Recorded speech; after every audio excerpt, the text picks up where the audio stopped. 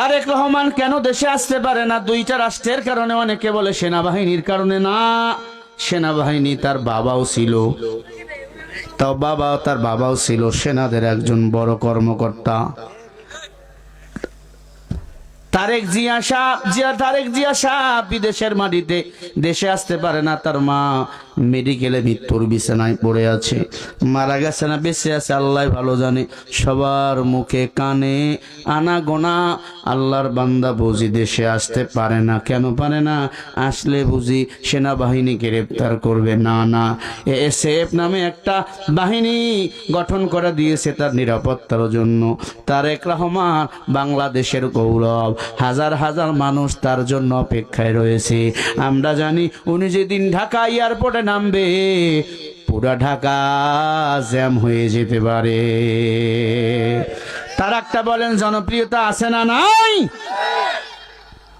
তাদের ভক্ত এই বাংলাদেশে নাই? বিএনপি আছে না নাই? বগুড়া জেলা যদি শুধু ঢাকায় গিয়া ঢোকে, ঢাকা তো জায়গা দিতে পারবে না।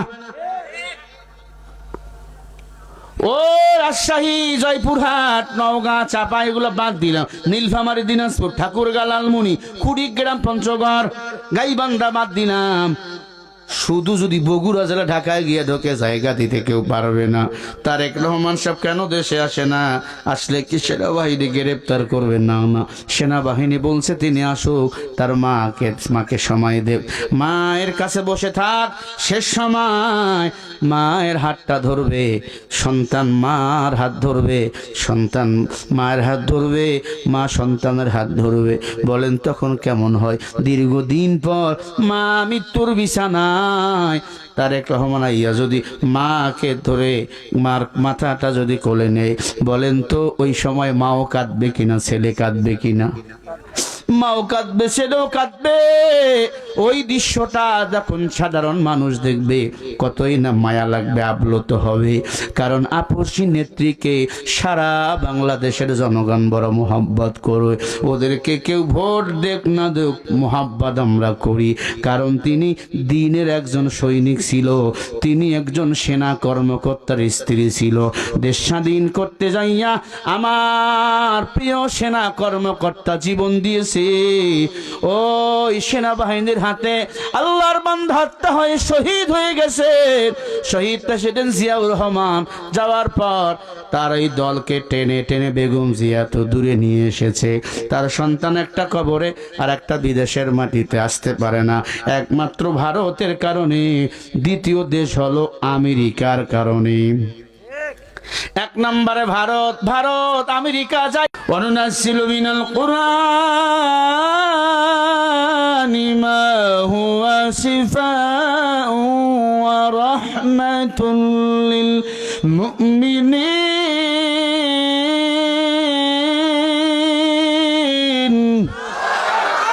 কোরআন হলো মহা ঔষধ, যেই রোগে লাগাইবেন সেই রোগে ভালো হয়ে যাবে। ও আল্লাহর বান্দারা, বেয়াদবি নিবেন না। আমি হয়তো আর 15 থেকে 20 মিনিট বলবো, কষ্ট নেবেন না, উঠবেন না বাবা। কারণ ডাক দিয়া কয়, রে মুসা, তুই যে না করছো বক্তব্য বন্ধ কর। মুসা নবী আল্লাহর দলে, আমার বাংলাদেশে হুজুররাও কার দলে? তখন একদল আছে বাধা দেয়, তারা হলো কারুনের দলে, নমরুদের দলে, ফেরাউনের দলে। সত্যের বিজয় হবে, মিথ্যার পরাজয় হবে। মুসা নবীর মাথা গরম, মহিলা দাঁড়ে কায়, মুসা আমার লাগে যে না করছো। মুসা নবী প্রথম গরম হয়ে গেছে একবারে। মহিলা কি বললা? আল্লাহ সাথে সাথে জিবরাইলকে বলে, জিবরাইল আমি ওর জবানটা বন্ধ করে দিলাম। মহিলার জবান একবারে বন্ধ, আর কথা বলতে পারে না। সবাই মিলে বলল, শুনতে পারি নাই। মুসা নবী বয়ান করতেছিল, বলো মহিলা কি করছে মুসা তোমার লাগে? মহিলা আর কথা বলতে পারে না, জবানটা বন্ধ করছে কে? সবাই। কারণ এইটা সুযোগ কাজে লাগাইছে। মহিলা কথা বলতে পারে না, আমি কারণ শুনছি এই মুসা মহিলার লগে জেনা করছে। মুসা নবী বলে, জেনা করি নাই। কয় করছো? সাক্ষী কে? কারণ বলে আমি। মুসা নবী বলে, আল্লাহ আমারে বাঁচান। জিনার ট্যাগ নিয়ে যদি মরিয়া যায়, আল্লাহ আমার কি হবে উপায়? আল্লাহ কয় মুসা টেনশন করিও না, শুধু তোমার নামে না সব নবীদের নামে মিথ্যা অপবাদ দেওয়া হয়েছে। আমরা হুজুর তো দূরের কথা, কি বলেন, আমগো নামে তো বদনাম থাকবেই ভাই। যদি আপনার বিরুদ্ধে কেউ কথা কয়, হুজুর যদি মসজিদে খুতবা দেয়, যদি ওই খুতবার বিপরীত রিয়াকশন যদি শুরু হয়, হুজুরটা করা কথা কয়, বুঝবেন ওয়াজ হচ্ছে, আপনার খুতবা ওরে লাগতেছে। আর যদি বলে সুবহানাল্লাহ, এতগুলো সওয়াব, হুজুরটা ভালো, সুর ভালো, আমাদের দলের বিরুদ্ধে কিছু কয় না, ও হুজুর তোমার ওয়াজ হচ্ছে না। আছে না অনেক হুজুর হক কথা বললে আমার চাকরি যাবে। ওরে পাগলা, তোরে কি চাকরি খাওয়ায়? না না, চাকরি খাওয়ায় না। ওয়ামা মিন দাব্বাতিন ফিল আরদি ইল্লা আলাল্লাহি রিজকুহা। বলেন কে খাওয়ায়? রিজিক কে দেয়? আমি যদি সত্য কথা বলতে না পারি, আমি রিক্সা চালাইয়ে খাবো, রিক্সা চালাবো, রিক্সা চালাইলো মাসে 15,000 টাকা কামাই করবো, 5,000 টাকা বেতন দেয় ইমাম রে, 9 মাস বাকি। হঠাৎ করে এক রিক্সাওয়ালা ধমক দিয়ে বলে, হুজুর 2 মিনিট কমে আজান দিছেন কেন? কে তুমি? আমি চান্দা দিই। কয় টাকা? কয় মাসে 10 টাকা। 10 টাকা চান্দা দেয়। ও হুজুরে ধমক দেয়, বেদ্য বোঝো না, তোর সব গুণাগুলো কান্দে নিয়ে হুজুর ইমামতির মুসল্লায় দাঁড়িয়ে যায়। 10 টাকা চান্দা দেয়, হুজুরের ধমক দেয়। এমন বান্দা আছে না নাই? এই চান্দা খোররা আবার আসবে আপনাদের মাঝে কিছুদিন পর, আমাদেরকে দিয়েন। চান্দাবাজ যারা, এদের টাকা পয়সাগুলো খেয়ে ফেলবেন, শেষ নিজের ভোট মনে করে ইসলামের পক্ষে দিয়ে দিবেন। কারণ কোরআনের বিজয় আপনারা যদি চান, কোরআনের পক্ষেই থাকবেন। কি বলেন? এখন কেউ দিলেন তো গুলাইয়া, তখন তো ভালোই লাগতেছিল। কেন আপনি না কোরআন মানে জান্নাতে যেতে চান, নবী মানেন, কোরআন মানেন, বলে কোরআন মানি অতটুকু সুবিধা হয় যতটুকু।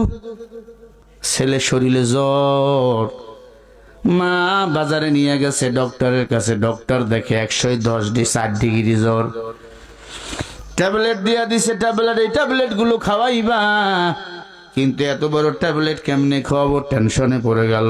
পাশেই দেখে শেরপুর মিষ্টি হাউস, মিষ্টির দোকানে চলে গেছে। এই ডক্টর 1 কেজি এই মিষ্টিওয়ালা 1 কেজি মিষ্টি দাও।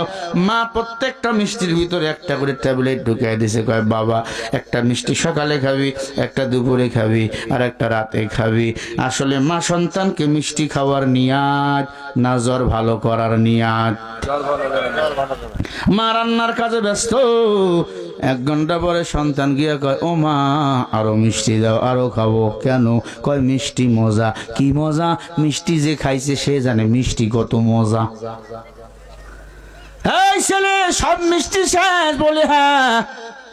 মা কয় সর্বনাশ, একসাথে যদি এতগুলো ট্যাবলেট খায় তাহলে সন্তান তো বাঁচবে না। গিয়া দেখে জ্বর যেমন তেমন, জ্বর তো কমে না। এই ছেলে জ্বর তো কমে নাই, ব্যাপারটা কি? মিষ্টি খাইছো না ফেলাইয়া দিয়েছো? কয় মা আমি কি বোকা, সব মিষ্টি খাইছি, টাকা দিয়ে কিনছো। কয় জ্বর তো কমে নাই। কয় কমবে কেমনে? মিষ্টি খাইছি, মিষ্টির ভিতরের বিচিগুলো ফেলাইয়া দিয়েছি।